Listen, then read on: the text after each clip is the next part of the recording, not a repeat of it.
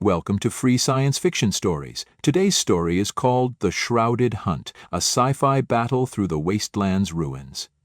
Please like and subscribe for daily science fiction horror, adventure, and military short story.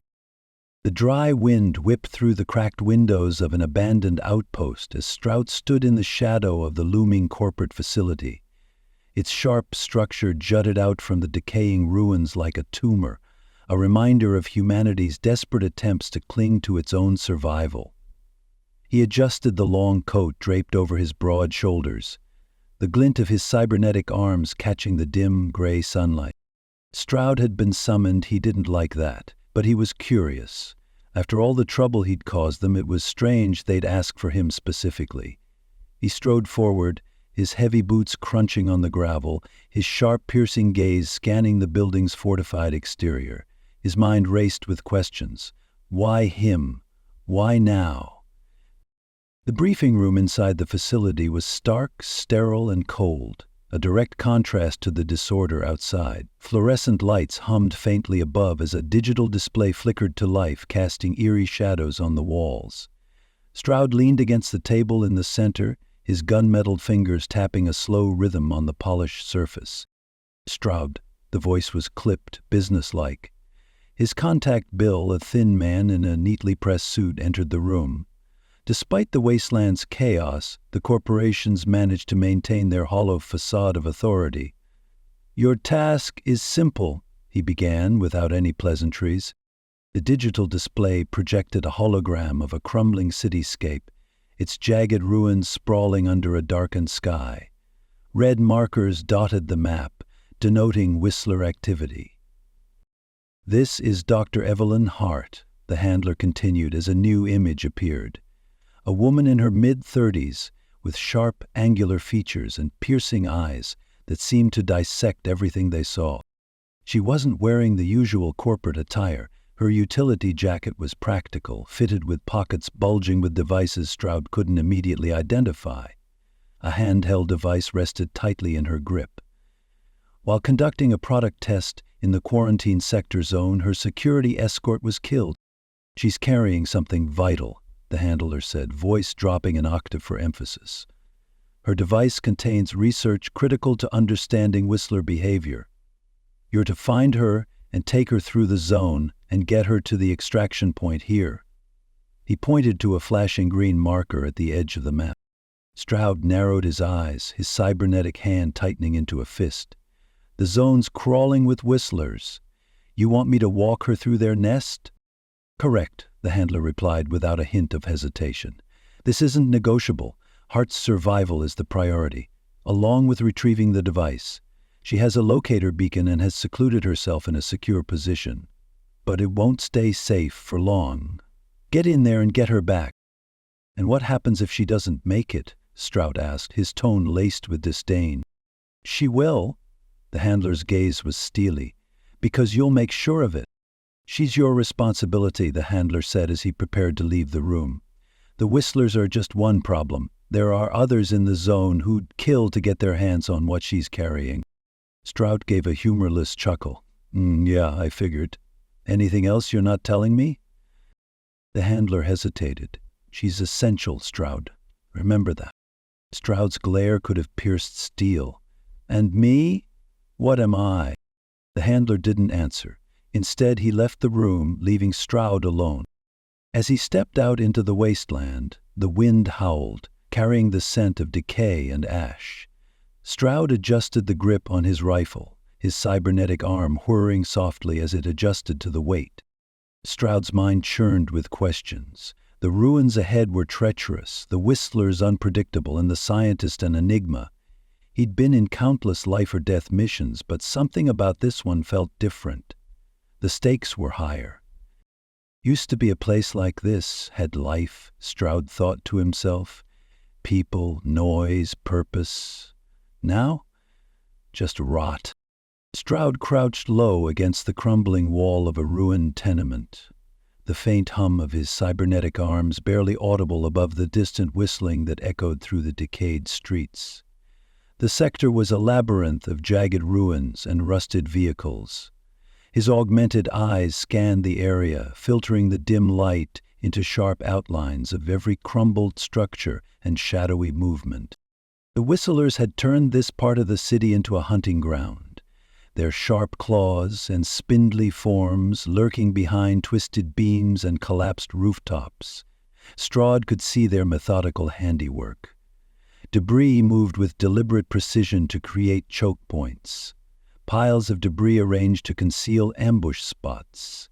This wasn't mindless destruction. This was calculated warfare. He exhaled, the faint mist of his breath vanishing into the cold air. The weight of his mission pressed down on him, but he dealt with worse. His cybernetic arm shifted silently as he reached for the multi-tool embedded in his forearm. With practiced efficiency, he hacked into an old surveillance junction buried in rubble. The faint flicker of a security camera came to life, giving him a fragmented view of the plaza ahead. Just as he thought, 5 whistlers, one perched on the remains of a street lamp, its pyramid-like head scanning the horizon.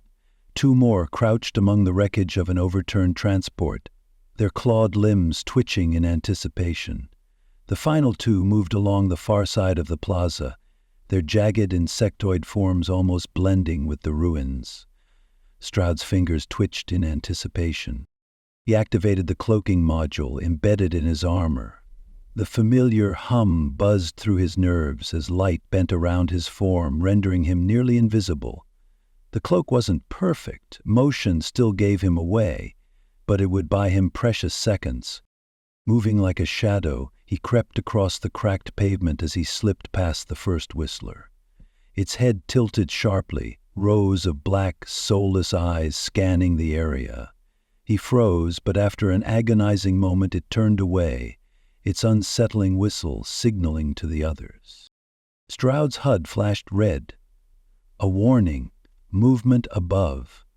His augmented vision picked up a whistler scaling the side of a half-collapsed skyscraper, its limbs moving with eerie grace. It was circling, hunting. He clenched his jaw, resisting the urge to sprint for cover. Noise was a death sentence here.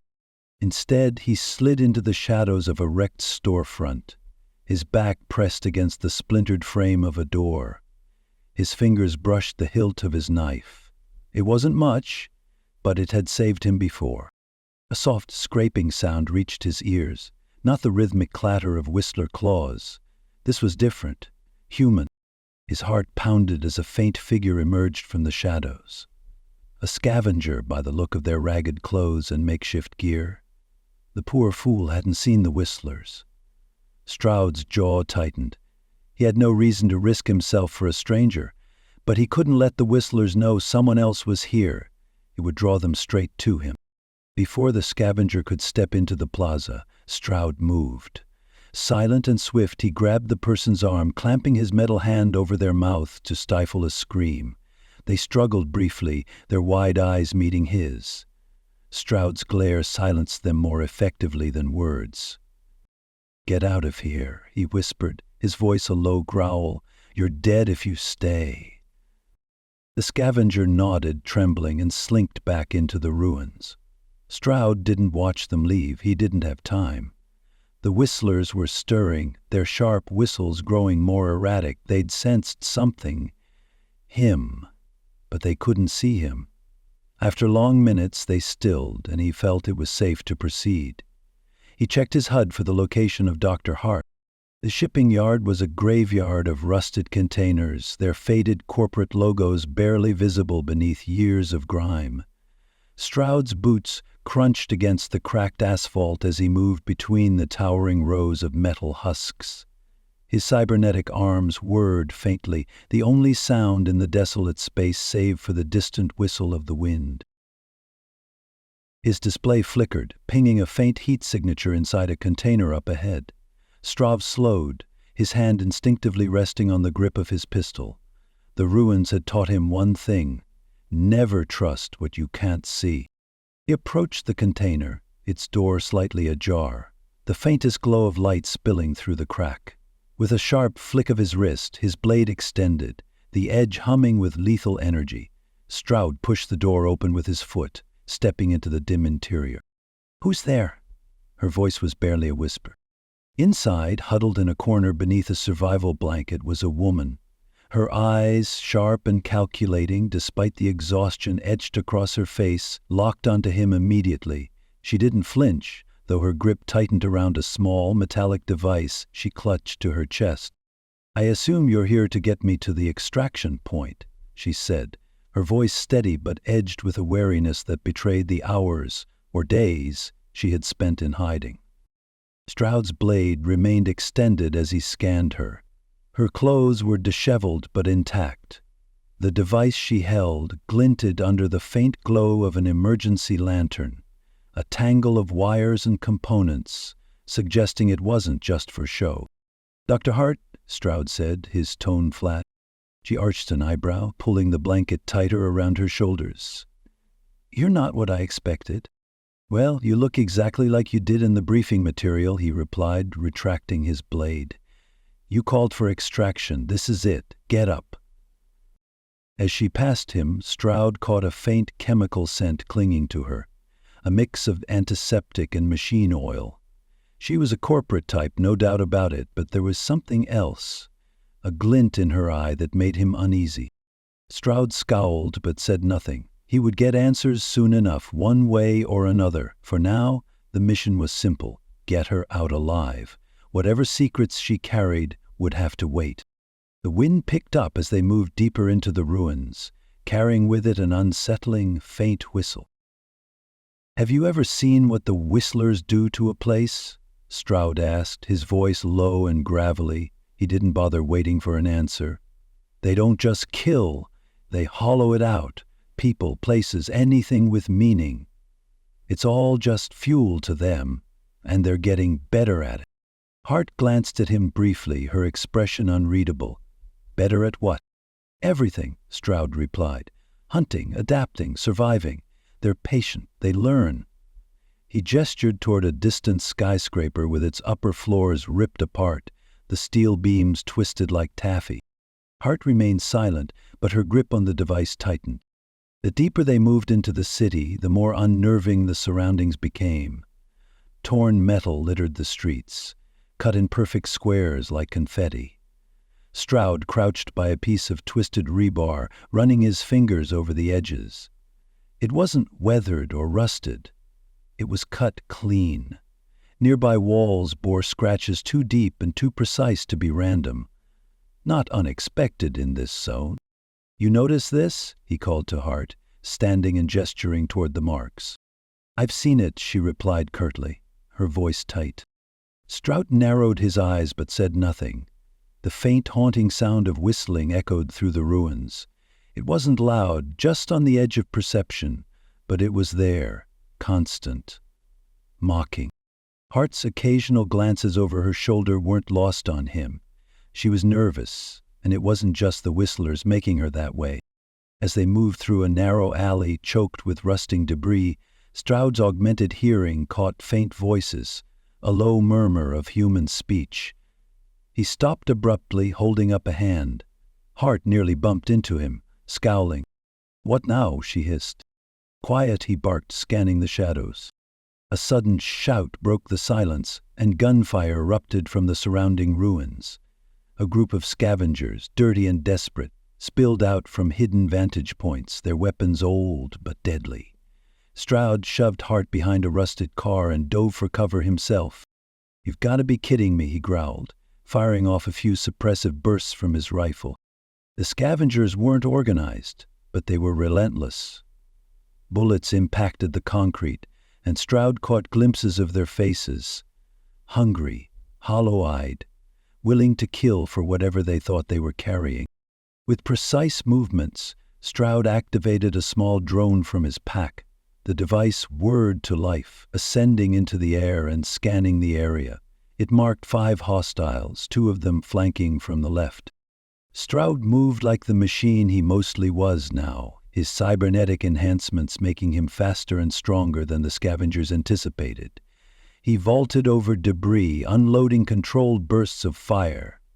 One scavenger dropped, then another. But there were more. There were always more.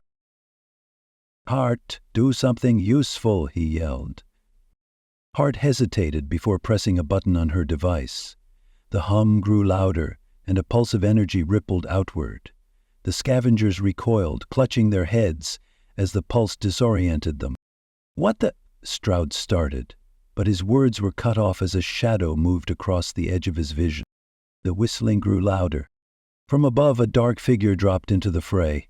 Stroud's enhanced reflexes saved him. He rolled to the side as a clawed arm slammed into the ground where he'd been standing. The whistler straightened, its pyramid-like head tilting toward him, rows of small black eyes glinting in the dim light.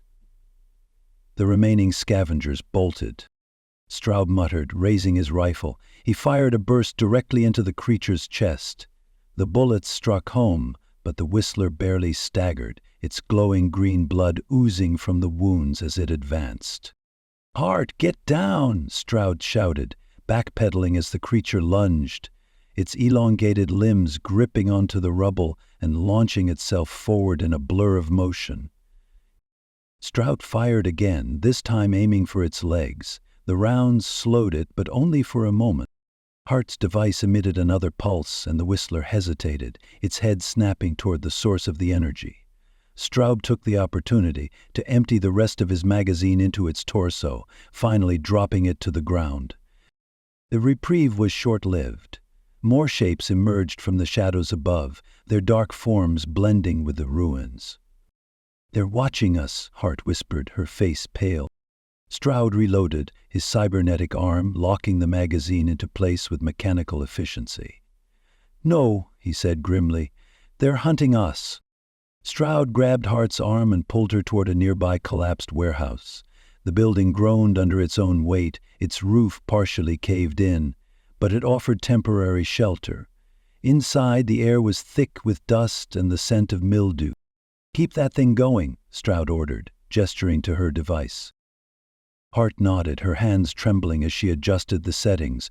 The hum grew louder, but so did the whistling outside. Stroud could feel the creatures closing in, their presence a tangible weight in the air. He scanned the warehouse, his sharp eyes searching for anything he could use. Old machinery, rusted and broken, littered the space. Some giant metal bins and stacks of rebar, nothing useful. Stroud said, his voice low, "That thing you're carrying. What is it?" Hart didn't answer, her focus entirely on her device. Stroud grabbed her by the arm, forcing her to look at him. "What is it?" "You feel that?" Stroud asked, before she could answer. Hart glanced back at him, her eyes darting nervously. "Feel what?" "Trouble," Stroud muttered, scanning the catwalks above. His cybernetic eye flickered to life, scanning heat signatures. At first there was nothing, just the ambient warmth of long-dead machinery cooling in the night air. Then he saw them, figures in the shadows, crouched on rusted beams and behind broken machinery. Their weapons glinted faintly in the dim light. Stroud's heart sank.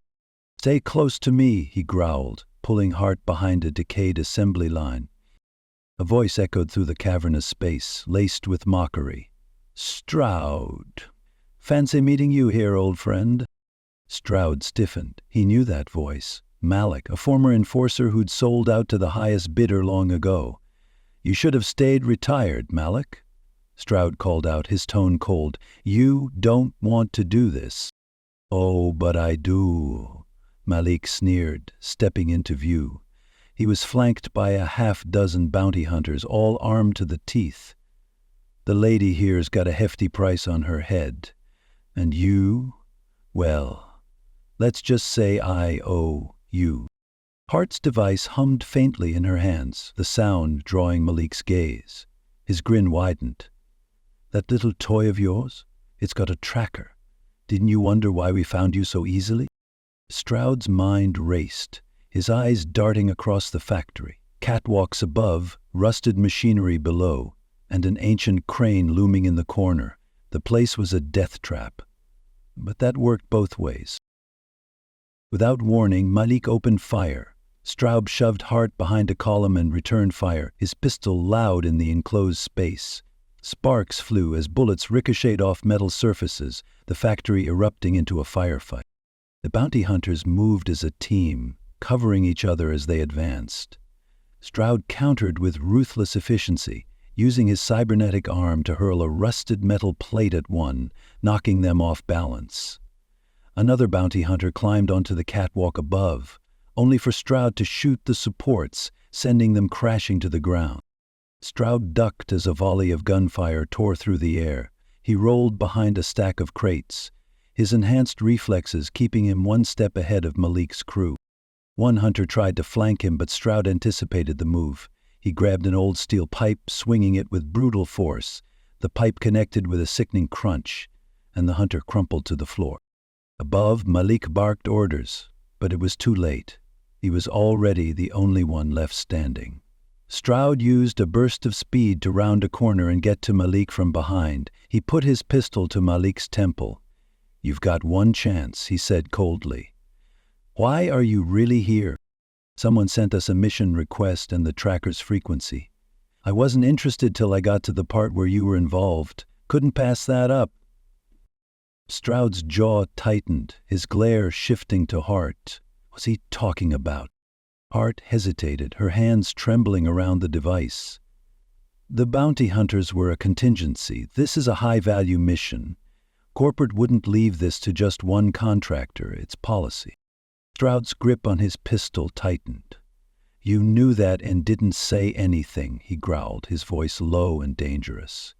"You used me." "It wasn't personal," Hart said quickly, her voice cracking. "You're the best. I needed you to get me through, but I might have need them to get me out." Stroud stepped closer, his cybernetic arm flexing. "Not personal," he hissed. "You put a target on my back. You don't get to call that business." Malik laughed weakly, his voice filled with malice. "You think she's done with you? You're just another piece on her board." Stroud silenced him with a sharp kick to the head, leaving the bounty hunter unconscious. He turned to Hart, his eyes blazing with fury. "Start talking, now." Hart swallowed hard. "The device, it's a prototype. It's designed to manipulate Whistler behavior, repel them, control them, but it's not perfect." "What does that mean?" Stroud demanded. "It means it makes mistakes," Hart admitted. "The signals, it's like music to them. It affects their behavior, but not always how I want. And there's something else." "What else?" Stroud asked. Hart hesitated, her gaze dropping.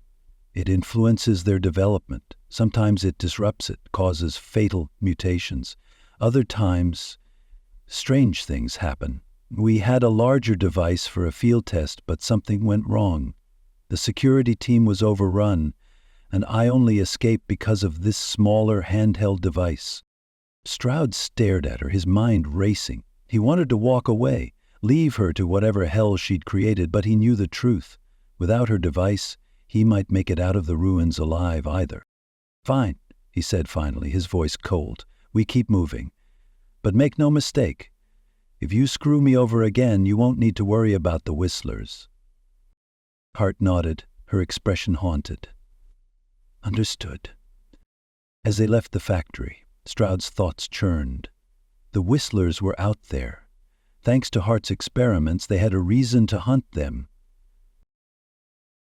The skyscraper loomed. Its upper floors had collapsed inward, leaving jagged steel and shattered glass clawing at the overcast sky.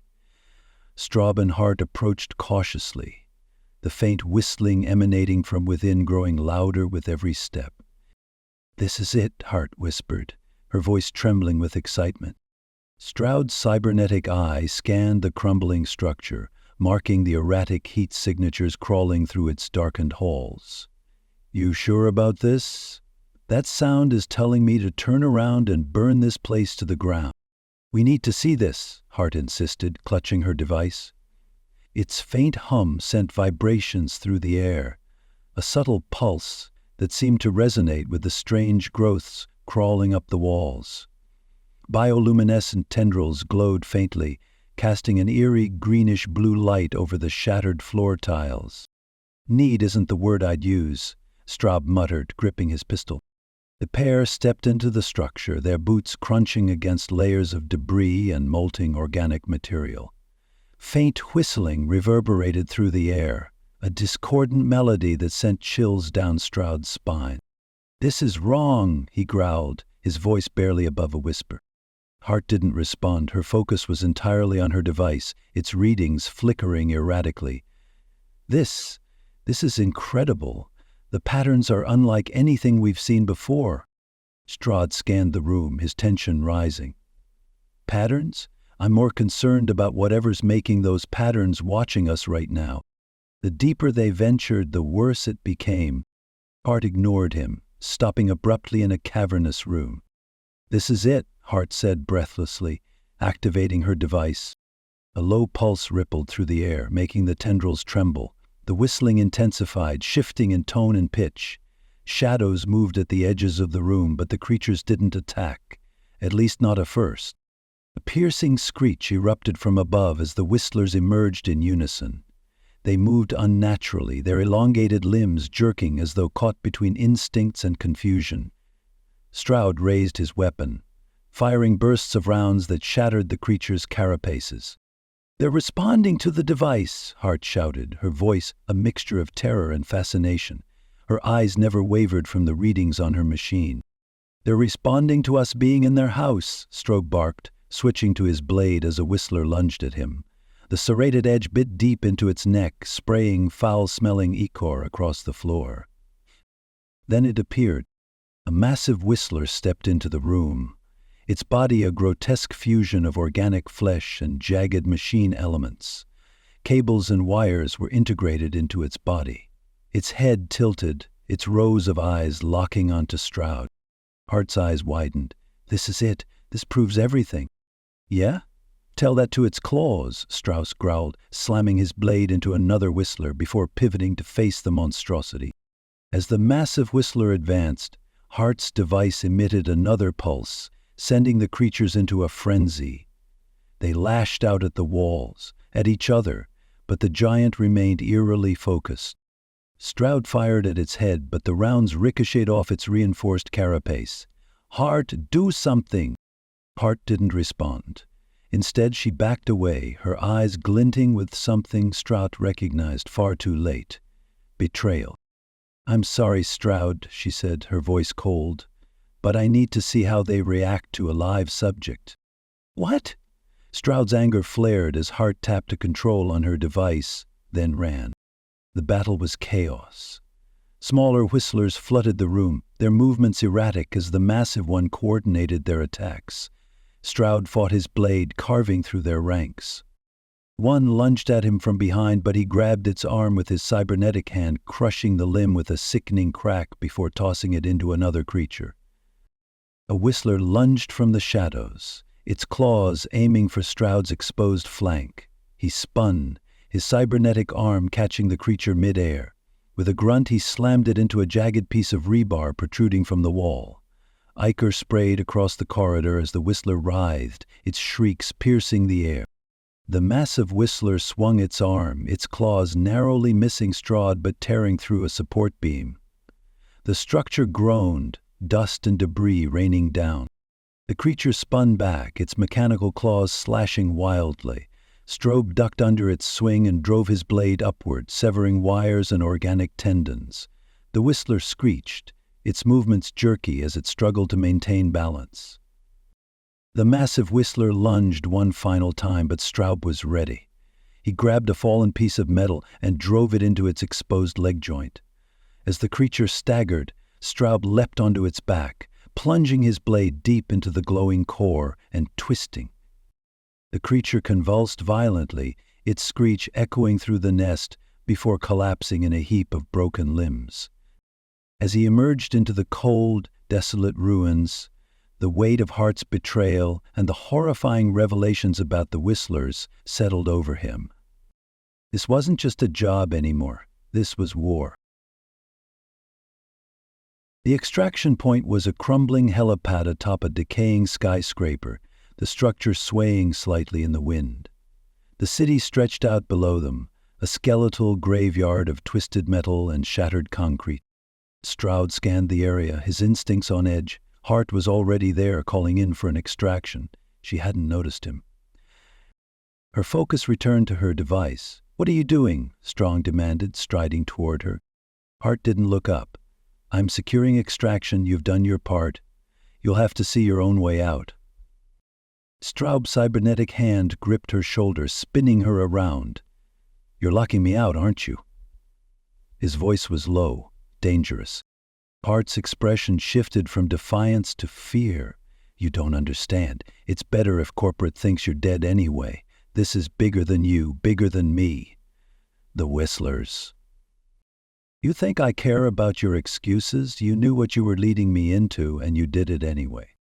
Hart stumbled back, clutching her device like a shield. "I had no choice. The corporations need data on how they adapt. Without it, we're all dead." Stroud stepped closer, his cybernetic eye glowing faintly. "You don't care about humanity. This is about power, control. You're no better than the Whistlers, using people like tools and tossing them aside when you're done." Hart's voice wavered. "If I don't do this, we're all finished. They're evolving faster than we can fight them. My research can guide their development, make them less of a threat." Stroud's laugh was cold. "Guide them? You're playing God with monsters." The helipad shuddered as the massive Whistler emerged from the ruins below, scaling the side of the skyscraper with terrifying speed. Its 3 arms gripped the structure like a spider, and its eyes locked onto them with chilling intent. Hart hesitated, then scrambled for cover as the Whistler lunged onto the helipad. Its weight almost too much for the structure. The creature's first swing nearly took Stroud off his feet, its clawed arm smashing into the ground where he'd stood a second earlier. Stroud rolled to the side, his blade flashing as he slashed at its leg. The metal and chitin combination sparked under his assault, but the Whistler barely flinched. "You're tougher than you look," Stroud muttered, firing a burst from his pistol. The round slammed into the creature's torso, staggering it for a moment. The Whistler retaliated with a swipe that sent Stroud skidding across the helipad, his armor sparking as it absorbed the impact. He gritted his teeth, his cybernetics whirring as he forced himself upright. Hart's device emitted another pulse and the Whistler paused, its head tilting. The creature's movements grew erratic, its limbs twitching as if fighting conflicting signals. "Now's your chance," Hart shouted. Stroud didn't waste time arguing. He charged, his blade aimed for the creature's exposed joint. The impact severed one of its arms, but the Whistler countered with a backhand that sent him sprawling. Blood dripped from a gash on Stroud's forehead as he struggled to his feet, his vision blurred, but his resolve hardened. Using the unstable environment to his advantage, Stroud lured the creature toward the edge. The helipad groaned under its weight, the metal bending precariously. "Come on," Stroud muttered, his voice a low growl. "Just a little closer." The Whistler lunged, its remaining arms swinging wildly. Stroud ducked and rolled, slashing at its legs and forcing it to shift its weight. As it leaned forward, Stroud kicked a rusted support beam, dislodging it, and sending the Whistler tumbling to a long drop below. The creature's screeches echoed as it fell, its limbs clawing at the walls. A distant crash signaled its impact far below. Stroud leaned against the edge of the helipad, his body battered and bleeding. He stared down at the shattered console, then at Hart, who clutched her device like a lifeline. "Get your extraction," Stroud muttered, his voice flat. Hart hesitated. "Stroud, I didn't mean—" As the sound of approaching aircraft filled the air, Stroud disappeared into the ruins, his silhouette swallowed by the shadows. Hart watched him go, her grip tightening on the device. She whispered, "You don't understand. None of us will walk away from this." Far below, the faint sound of whistling drifted upward, a haunting reminder that the fight was far from over. The extraction vehicle hovered precariously above the helipad, its stabilizers struggling to counter the relentless wind howling across the desolate cityscape. The pilot of the extraction craft, a blank-faced corporate operative in polished armor, gestured impatiently. "Hurry it up, we're on borrowed time here." Hart entered the hover vehicle without a second glance. The vehicle lifted off, its engines echoing through the ruins. Stroud watched it disappear into the haze, his expression unreadable. He didn't trust the corporations, didn't believe in their promises, but Hart's fate wasn't his concern anymore. Or so he told himself. Stroud descended the crumbling stairwell of the skyscraper, his heavy boots echoing against the cold, fractured concrete. His body ached from the fight, his cybernetics sparking faintly at the joints. Blood, his own and the Whistler's, spattered his tattered coat. He couldn't shake the image of the massive Whistler, its calculated movements, the intelligence in its dark alien eyes. The corporations didn't want to stop the Whistlers. They wanted to control them. Hart's device, her experiments, they weren't about survival. They were about power. As he stepped into the open street, he paused. The city stretched before him, a labyrinth of decay and despair. The distant skyline of the spire loomed, a faint outline against the darkening sky, a monument to human hubris. The air was thick with the smell of ash and rust, and the faint sound of shifting metal carried on the wind. "Same old game," he muttered, "different stakes." The ruins felt alive as he walked, the faint hum of distant machines and the ghostly echoes of the Whistler's eerie whistles filling the silence. Stroud's senses were heightened, his cybernetics attuned to every creak and groan of the decaying city. He passed through the remnants of what was once a bustling marketplace. Shattered glass, overturned carts, and skeletal remains scattered across the ground. Stroud moved forward, his silhouette stark against the fading light. The sun dipped below the horizon, casting the city in shades of deep orange and bruised purple. His shadow stretched long behind him, a distorted figure against the jagged landscape of the ruined world. It would be a long walk back home. Enjoy this story? Subscribe to free science fiction stories for daily sci-fi adventures.